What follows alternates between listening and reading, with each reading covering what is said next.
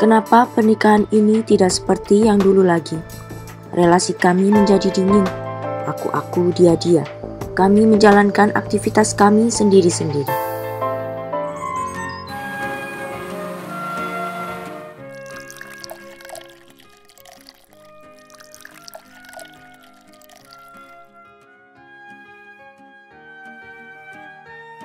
Salam saudara sekalian, selamat bergabung dalam acara Matcha Latte, Mother's Chat on Life and Theology, sebuah talk show yang membahas berbagai topik kehidupan wanita sesuai dengan kata Alkitab. Dalam episode kali ini berjudul Bukan Yang Dulu Lagi, kita akan membahas tentang pertumbuhan rohani dalam pernikahan Kristen. Bersama saya, Patricia, kali ini kita sudah ditemani oleh narasumber kita, Vikaris Vera, dan guest kita salah seorang jemaat dari MRI Tokyo, Ibu Bele. Episode kali ini adalah episode yang terakhir. Saya akan mengulas sedikit tentang apa yang telah kita pelajari. Dalam episode pertama, kita sudah belajar tentang makna dan tujuan pernikahan Kristen. Sebuah kerangka pikir yang sangat penting untuk kita memandang pernikahan. Dalam episode kedua, kita belajar tentang firman Tuhan sebagai dasar pernikahan Kristen. Sebagai pedoman yang harus dipegang oleh suami istri untuk mencapai kesatuan pendapat dalam hal-hal yang bersifat prinsip. Dalam episode ketiga, kita melihat adanya aspek-aspek yang baru bisa kita mengerti setelah mengalaminya sendiri dalam pernikahan. Dan kita membahas berbagai aspek tersebut dalam episode 4 dan seterusnya, yakni tentang ordo, tentang keintiman, tentang peran suami istri, dan tentang kesucian. Dalam episode kali ini, tentang pertumbuhan, bicara tentang pertumbuhan, kita tidak bisa lepas dari konteks waktu. Kita tanya terlebih dahulu ke Ibu Bele nih. Bu Bele sudah berapa lama ya menikah? Saya sudah 12 tahun menikah. Selama 12 tahun pernikahan nih, ada nggak perubahan yang dirasa dari sejak awal pernikahan? Sebenarnya banyak ya. Dari pertama itu, belum sampai 1 tahun itu kita udah banyak sekali problem ya, masalah keluarga.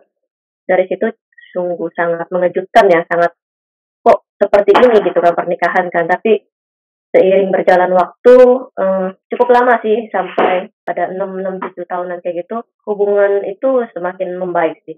Jadi ya memang pernikahan kami dari pertama, bisa aku bilang kalau kami kurang saling kenal ya, satu dengan yang lain. Paling hanya 1 tahun habis itu kami menikah. Jadi kita benar-benar ya, dia baru kenal, habis itu nggak lama kita menikah. Dan kita pun punya hubungan yang jarak jauh ya, jadi suami itu tinggal di Jepang dan saya di Jakarta.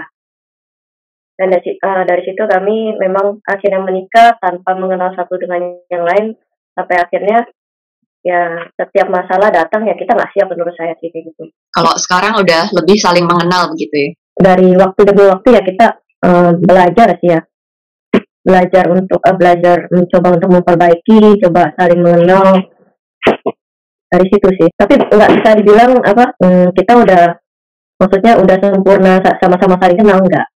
Masih ada masalah gitu. Cuma nggak seperti waktu awal kali pertama kali pernikahan kayak gitu. Mungkin kalau bisa di-sharingkan dari Ibu Bele, kira-kira apa yang bisa menjadi kunci buat Ibu Bele sekarang hubungan sama suami menjadi lebih baik? Kalau kami pertama menikah itu kami nggak saling terbuka satu dengan yang lain. Dia, saya kayak gitu kan. Sekarang ya mencoba untuk membuka sih, maksudnya berani berbicara sih. Kalau kemarin kan kayak segan untuk ngomong loh, kayak segan untuk bicara sedikit pun, kecuali kalau untuk memang keperluan ya. Kalau memang ada apa baru ngomong, tapi kalau nggak ada apa-apa ya nggak usah ngomong kayak gitu. Ya sekarang itu kayak lebih mencoba mengajak bicara suami sih, seperti itu. Sama-sama mencoba untuk terbuka. Walaupun saya nggak bisa bilang ini ya sempurna ya, udah sempurna, udah pasti bisa terbuka ngomong, enggak. Tapi setidaknya ada usaha loh dari kita, maksudnya usaha untuk memperbaiki lah hubungan yang dulunya yang nggak baik kayak gitu ya, dengan mencoba ya bisa. Hubungan itu kan udah termasuk yang Tuhan kasih.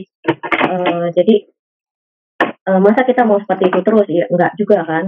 Di dalam satu rumah itu kayak semacam tidak saling kenal gitu kan. Itu kan benar-benar nggak enak lah rasanya kayak gitu. Jadi dari situ ya adalah usaha ingin untuk memperbaiki. Jadi ya berusaha untuk bicara, untuk terbuka.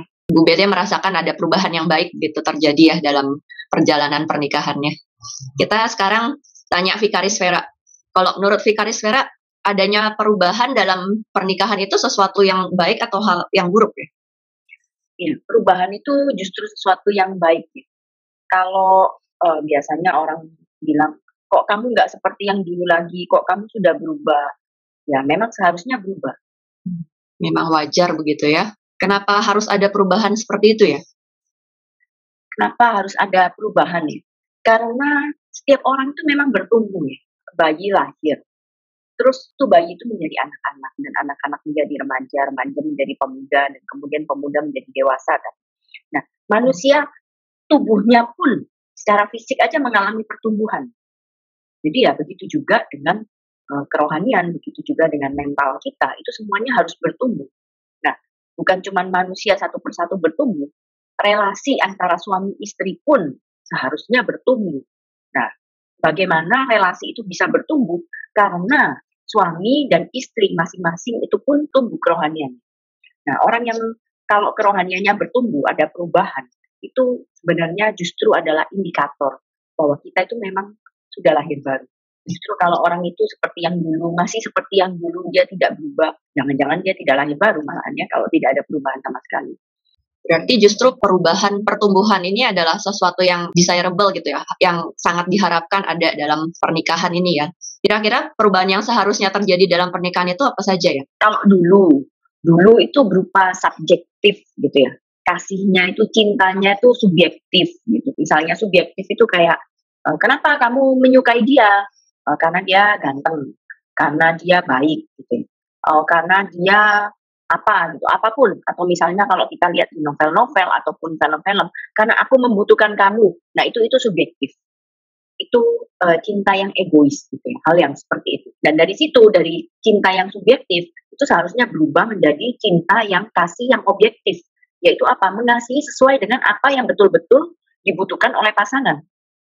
Justru kita berusaha untuk memenuhi kebutuhan pasangan, bukan karena aku membutuhkan kamu, bukan. Nah, terus nggak cuman itu. Misalnya kalau dulu kasih yang cemburu, tapi cemburunya yang misalnya envious gitu ya, yang apa ya, yang menuntut sesuatu yang sebelumnya belum menjadi haknya. Kayak misalnya ketika pacaran, orang itu sangat membatasi pacarnya untuk melakukan apa, untuk berrelasi dengan siapa, itu tidak seharusnya terjadi seperti itu. Tapi dari yang envious love, terus kemudian menjadi jealous love gitu ya. Jealous love itu apa? Kasih yang menuntut apa yang memang seharusnya menjadi hak saya. Kalau dikatakan Allah itu adalah Allah yang cemburu, Allah yang cemburu ya memang karena itu haknya Tuhan gitu. Memang seharusnya kan manusia diciptakan untuk menyembah Tuhan. Terus habis itu manusia ternyata menyembah yang lain, menyembah uang, menyembah hobinya sendiri, menyembah kesukaannya sendiri. Ya nggak seharusnya kan ya. Jadi Tuhan menuntut apa yang menjadi haknya. Itu Allah yang cemburu. Dan seharusnya relasi antar suami istri pun berubah menjadi jealous love itu gitu. Terus kemudian kalau dulu romantic love, nah ini ya yang biasanya orang selalu bilang, aduh udah nggak kayak nggak ada cinta lagi ya, udah nggak ada ya berdebar-debar kayak dulu. Ya iya, ya memang harusnya seperti itu. Kalau berdebar-debar terus, kebayang nggak sih tiap hari dekat itu berdebar-debar terus sakit jantung. Jadi dari romantic love memang harus berubah menjadi realistic love, real gitu ya. Ini kehidupan yang real, bukan yang romantic lagi gitu. Jadi ya mengasihi orang itu sebagaimana adanya dia.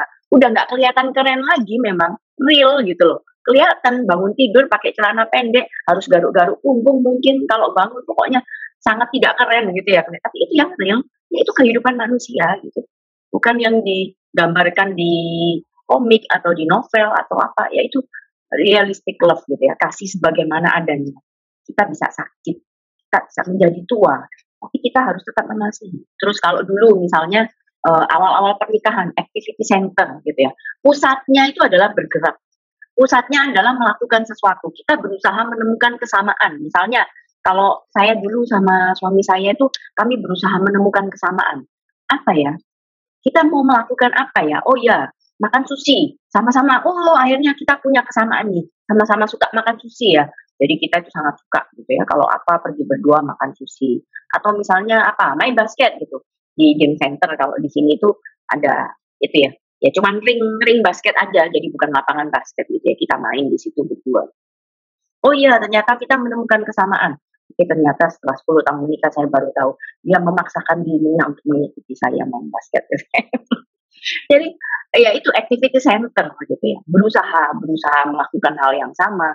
Tapi kalau relasi suami istri sudah bertumbuh, sudah bukan lagi activity centernya, itu pusatnya sudah bukan lagi kegiatan, tapi pusatnya itu adalah percakapan, percakapan, dialog. Jadi kita saling membuka diri dengan suami kita, dengan pasangan kita. Ketika kita ada sesuatu yang kita jengkel, kita bukannya, kalau anak kecil itu biasanya kalau nggak mau itu nggak bisa mengungkapkan perasaannya ya, tapi merengek-rengek kan ya, merengek gitu ya. Nah, kita udah nggak seperti itu lagi, tapi kita dengan berani kita bisa bicara dengan baik gitu. Sebenarnya saya nggak suka ketika kamu melakukan seperti ini, karena apa-apa-apa gitu. Kita bisa mengungkapkan itu. Nah, di situ akan terjadi suatu percakapan yang sehat gitu. Walaupun berbeda, tapi tetap percakapannya itu sehat. Nah, kalau perubahan-perubahan ini nggak ada, misalnya kita tetap aja terus subjektif love, kemudian saudara itu nanti jadinya adalah saudara akan terus menuntut segala sesuatu demi kebahagiaan saya sendiri, demi kebahagiaan saudara sendiri. Tapi saudara tahu ya, manusia itu diciptakan oleh Tuhan untuk apa sih? Bukan untuk menikmati diri kita sendiri, tapi untuk menikmati Tuhan kan, untuk memuliakan Tuhan. Karena itu kalau kita terus-menerus, jadi nggak ada perubahan itu, kita terus-menerus tetap di situ, menuntut, oh orang itu harus sama saya, harus subjective love lah, aku membutuhkan kamu, karena itu aku mau sama kamu, dan terus ngomongnya hal-hal yang seperti itu, pusat pikirannya itu terus hal yang seperti itu, lama-kelamaan orang itu akan merasa kosong. Karena memang manusia tidak diciptakan untuk dirinya sendiri. Pasti sampai titik tertentu orang itu akan merasa kosong. Dan kalau sudah itu, ya sudah, relasi itu akan burn out deh. Gak usah ngomong, gak usah berelasi misalnya. Satu atap tapi gak usah berelasi gitu ya. Atau beda kamar. Di Jepang itu banyak sekali. Misalnya kalau suami istri sudah semakin tua itu bahkan tidak satu rumah lagi kan. Tidak satu rumah, tapi ya nggak cerai juga kan. Nah itu burn out, pecah gitu. Atau ya kalau kamu lebih berani, ya cerai gitu ya. Atau ya kalau yang diam-diam nggak tahu pasangannya mau kayak gimana, ya selingkuh. Oh ya, keluarga hancur. Ya pokoknya yang pasti itu semuanya adalah hancur gitu. Hancur. Jadi harus bertumbuh dari yang tadinya melihat diri sendiri, terus kita makin melihat apa sih sebenarnya yang harus kita kejar. Kita lihat pasangan kita lihat Tuhan. Seperti itu ya. Kita beralih lagi ke guest kita, Ibu Bele. Kalau dari yang dijelaskan oleh Vikaris Vera tadi, apakah Ibu Bele sendiri merasakan ada pertumbuhan-pertumbuhan seperti tadi gitu dalam kehidupan pernikahannya? Benar sih ya, sebenarnya itu banyak yang aku alamin ya. Dari pertama menikah pun ada fokus ke diri sendiri sih. Setelah menikah bertahun-tahun kemudian, nah, sampai akhirnya aku merasa memang ada perubahan sih. Setiap kali kalau sekarang pun bertengkar, aku juga ada mengungkapkan kalau aku juga kayak gitu. Tadi Bu Bele menyatakan hubungannya berubah, yang dulunya jarang ngomong nih dengan suami, sekarang jadi bisa lebih terbuka gitu. Bagaimana Ibu Bele sekarang melihatnya setelah mendengar penjelasan dari Ibu Vera? Menurut aku itu perubahan yang benar-benar yang menurut aku nggak disangka sih sebenarnya kan. Karena dulu aku kan berpikir ya orang ini seperti ini gitu kan, susah diajak bicara kayak gitu kan. Sementara aku pun juga mengurung diri, menutup diri untuk tidak bicara juga. Jadinya jadi timbul kemalasan di dalam diri kayak gitu, nggak pengen ngomong lah. Terus aku sudah mencapkan kalau ya kita ini cuma hubungan suami istri, cuma ya kita nggak bicara kayak gitu dalam keluarga. Dari memang pertama kita udah ada gap dan bertahun-tahun kayak gitu, kita semakin jauh, makin jauh lagi, makin nggak kenal orang itu kan.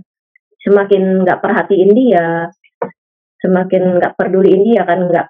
Pokoknya aku menyediakan sesuai dengan kewajiban istri itu, maksudnya kan masakin dia apa. Pokoknya aku intinya waktu itu aku berpikir aku harus menjalankan tugas seorang istri apa, yang ngurus, kasih makan, udah selesai, udah kayak gitu loh. Lama-lama aku merasakan kekosongan itu. Aku berpikir ya mau sampai kapan kayak gini terus kan. Aku ya ada juga berdoa kayak gitu kan. Aku juga nggak ngerti dengan hubungan ini kan. Mungkin dari pertama juga menikah yang istilahnya konsepnya salah. Cuma berpikir ya waktu itu menikah Karena mungkin dulu aku banyak pacaran, akhirnya gagal, terus akhirnya dapat orang yang menurut aku itu baik, ya udah aku menikah kayak gitu. Nggak ada konsep yang lain kayak gitu, cuma tahu seperti itu. Dan akhirnya aku kenal orang itu, tapi aku nggak ada memiliki rasa tidak mengerti lah apa arti pernikahan kayak gitu. Jadi aku mula-mula itu ya dengan startnya itu ya udah ada gap. Nah, setelah itu ya aku bisa merasakan itu makin lama makin parah ya kayak gitu loh. Berjalannya waktu Tuhan bukakan sih. Kadang kalau aku udah mulai kayak ada rasa kesal kayak gitu kan, aku ngomong sih ke dia. Kayak aku bicara, ya walaupun dia laki-laki menurut aku tuh susah sekali berespon. Dia jadi diam aja. Itu kadang sih buat wanita itu kayak gimana ya, buat perasaan wanita tuh ini orang ya kenapa sih nggak ngomong itu. Jadi ya itulah, dari situ aku pelajari, walaupun aku ngomong ke dia pun ya dia nggak ada respon, tapi dia sebenarnya mendengar. Dia mendengar, dari situ besokannya dia bisa berubah kayak gitu, dia bisa ada perubahan kayak gitu. Jadi menurut aku itu perubahan berbicara, komunikasi, memperbaiki komunikasi dengan suami itu sebenarnya sangat baik sih. Kita bersyukur sekali ya melihat bagaimana Tuhan bekerja memberi pertumbuhan pada baik Ibu Bele dan juga suami. Terus berharap supaya pernikahan Ibu Bele juga terus bertumbuh ya. Terima kasih pada Ibu Bele dan juga Vikaris Vera yang sudah membagikan sharingnya yang sangat menguatkan kita semua. Saudara, saya melihat banyak orang di sekitar saya, terutama orang-orang terdekat saya bahkan, yang mereka tidak memandang pernikahan itu untuk mereka serahkan pada Tuhan. Mereka tidak mengerti apa itu makna pernikahan, tujuan pernikahan, dan bahkan mereka tidak meminta pimpinan Tuhan untuk pernikahan mereka. Ini sungguh amat sangat disayangkan. Betapa banyak di antara kita yang kita menikah, kita minta Tuhan berkati kita, tapi kita menjalankan agenda kita sendiri. Berapa banyak di antara kita yang kita menjalani kehidupan kita untuk agenda Tuhan, sehingga Tuhan berkati kita dengan perkenanan Tuhan, dengan penyertaan dan pimpinan Tuhan. Kalau kita berkata Tuhan adalah Raja kita, maka sudah seharusnya kita menyerahkan hidup kita pada Tuhan, termasuk hidup pernikahan kita. Dan otomatis kita akan memegang firman Tuhan untuk menjadi pegangan kita dalam kehidupan pernikahan. Kita menjadikan prinsip-prinsip firman Tuhan sebagai pegangan dalam kehidupan pernikahan kita. Saya sangat berharap apa yang sudah kita pelajari dalam episode sebelumnya itu boleh menjadi pelajaran untuk kita semua, membantu kita untuk semakin bertumbuh di dalam Tuhan. Bicara soal pertumbuhan, kita tadi juga sudah mendengar dari Vikaris Vera bahwa setiap manusia pasti bertumbuh, bayi saja bertumbuh. Dan kita manusia bukan hanya bertumbuh secara fisik, tapi kita bertumbuh secara kerohanian kita. Hanya saja pertumbuhan itu apakah ke arah yang baik atau yang buruk. Dan pertumbuhan yang baik itu seperti apa? Kita sebagai orang Kristen, kita mengejar pertumbuhan supaya kita boleh menjadi semakin serupa dengan Kristus. Tetapi untuk kita bisa bertumbuh menjadi semakin serupa dengan Kristus, kita sangat butuh anugerah Tuhan yang melahir barukan kita. Supaya hati kita diarahkan untuk kita mau berkomitmen melangkah di jalannya Tuhan. Dan dalam perjalanan kita pun kita terus ditopang oleh anugerah Tuhan. Kita butuh Roh Kudus yang menggerakkan hati kita untuk mau tetap mencari Tuhan. Dan Roh Kudus sendiri yang membimbing kita dalam membaca firman Tuhan, kita boleh mengerti, kita digerakkan untuk boleh taat menerapkannya.